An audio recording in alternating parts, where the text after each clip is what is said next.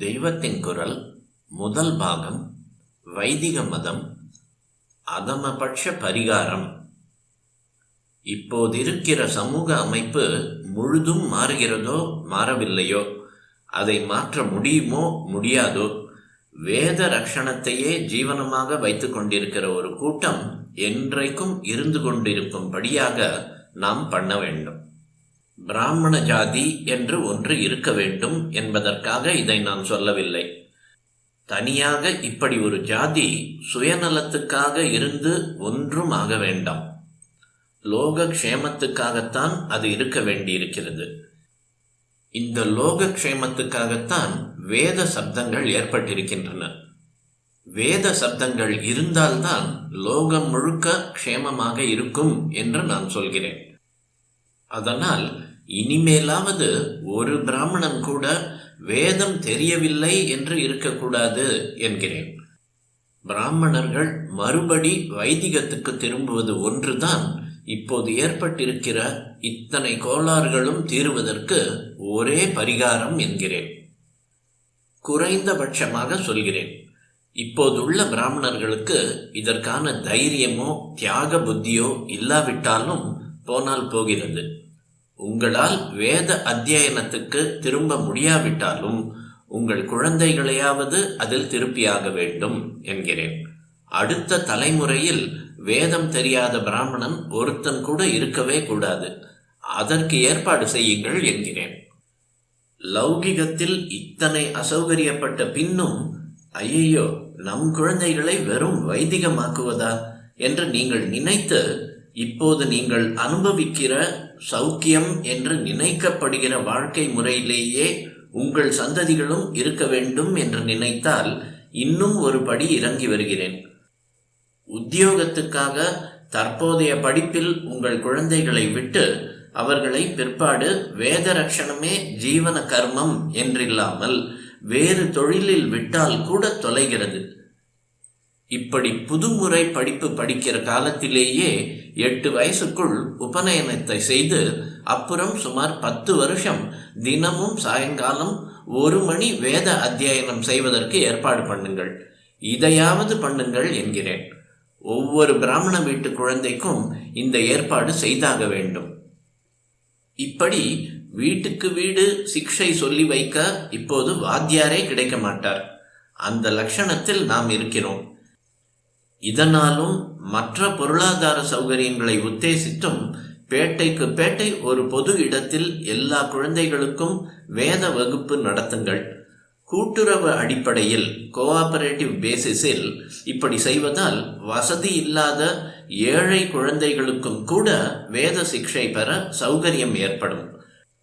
10 வருஷங்களில் சிறுக சிறுக இப்படி கற்பதால் மந்திர பாகம் நிறைய மனப்பாடமாவதோடு மட்டுமின்றி பிரயோகத்திலும் கூட, அதாவது உபாகர்மா முதலிய வைதிக கர்மாக்களை தாங்களே செய்து கொண்டு மற்றவர்களுக்கும் செய்விக்கிறதற்கும் கூட தேர்ச்சி உண்டாகிவிடும்.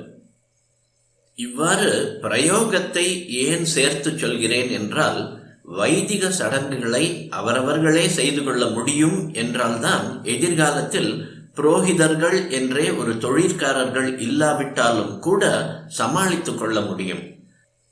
புரோகிதம் செய்வதே ஜீவனோபாயம் என்று வருங்காலத்தில் யாராவது பிள்ளைகளை விட்டு வைப்பார்களா என்று கேட்கிற நிலை வந்துவிட்டதால் இந்த ஏற்பாடு அவசியமாகிறது. இப்படியாக வேத சப்தங்கள் லோகத்தில் என்றும் நிலைத்திருக்கும்படியாக செய்வதில் எல்லோரும் இதயபூர்வமாக முனைந்து நின்று காரியத்தில் இறங்க வேண்டும். இது இப்போதுள்ள ஜன சமூகம் முழுவதற்கும், பிராமண ஜாதிக்கு மட்டுமல்ல, இந்தியாவில் இருக்கக்கூடிய சகல ஜாதிகளுக்கும், அது மட்டுமல்ல சமஸ்த லோகத்திலும் உள்ள அத்தனை கோடி ஜீவராசிகளுக்கும் க்ஷேமம் உண்டாக்குவதற்காக நீங்கள் செய்ய வேண்டிய கடமை, தெய்வத்தால் விதிக்கப்பட்ட கடமை. அதுவே தெய்வீகமான கடமையும் டிவைன் டியூட்டியும் ஆகும். இப்போதிருப்பவர்களுக்கு செய்ய வேண்டிய கடமை என்பது மட்டுமின்றி வருங்காலத்தில் வருபவர்களுக்கு நாம் மகா துரோகத்தை செய்து பாபத்தை சேர்த்து கொள்ளாமல் இருக்கவும் இந்த காரியத்தை அவசியம் செய்தாக வேண்டும். இந்த காலத்திலேயே வேதத்தை எவனும் லட்சியம் செய்யவில்லை. வருங்காலத்தில் யார் சீந்த போகிறார்கள்? இப்போது இதற்காக பெரும் பாடுபட்டு என்ன பிரயோஜனம் என்று சிலருக்கு தோன்றலாம். அப்படி எனக்கு தோன்றவில்லை. சக்கரம் சுற்றி கொண்டே இருக்கும்போது கீழே போனது மேலே வரத்தான் செய்யும். இப்போது இத்தனை நவநாகரிகம் தலைவிரித்தாடுவதாலேயே இதன் உச்சத்துக்கு போன பின் கீழே இறங்கித்தான் ஆக வேண்டும். நவீனத்தில் ஏதோ சௌக்கியம் இருப்பதாக நினைத்து இப்போது அதில் போய் விழுந்திருக்கிறோம். போக போக இதை பூரணமாக அனுபவித்து விட்ட பிறகு இதிலே வாழ்க்கை நிறைவே இல்லை, உண்மையில் அசௌக்கியத்தை தான் உண்டாக்கி கொண்டோம் என்று தெரிந்துதான் ஆக வேண்டும். அமெரிக்காவின் உதாரணம் ஒன்று போதும். ஜனங்களுக்கு தாங்கள் நிறைவோடு இல்லை என்று ஒரே சூன்ய உணர்ச்சி தான் வந்திருக்கிறது. நவீன சுகானுபவத்தால் வருகிற நிம்மதியின்மையை தொலைத்துவிட்டு மறந்துவிட்டு இருக்க வேண்டும் என்று தவிக்கிறார்கள். புத்திசாலிகளாக இருக்கிறவர்கள் நம்முடைய வேதாந்தம், யோகம், பஜனை இவைகளுக்கு வருகிறார்கள். மற்றவர்களும் எப்படியாவது இந்த இந்திரிய சுகத்தை மறந்திருக்கிற மட்டும் விசேஷம் என்றே ஏகப்பட்ட மாத்திரைகளை, டிராங்குலைசர்ஸை வாங்கி சாப்பிட்டு விட்டு அப்படியே தூங்கிக் கொண்டே இருக்கிறார்கள். இந்த ஸ்திதி நம் தேசத்திலும் வரக்கூடியதுதான். லௌகிக சுகத்தில் இன்னும் ஏதோ பாக்கி இருக்கிறது என்கிற வரைக்கும் அதையும் தான் பார்த்து விடுவோமே என்று ஓடிக்கொண்டிருந்தாலும் அப்புறம் கடைசியில் அனுபவித்து அடடா, இதுவும் சாஸ்வதமாக பிடித்து வைத்துக் கொள்ள முடியாமல் மறைந்து போகிற சௌக்கியம்தான் என்று பிரத்யக்ஷமாக தெரிந்துவிட்ட பின் நித்திய சுகத்தை தருகிற அத்தியாத்ம விஷயங்களுக்கு ஜனங்கள் திரும்பத்தான் நினைப்பார்கள்.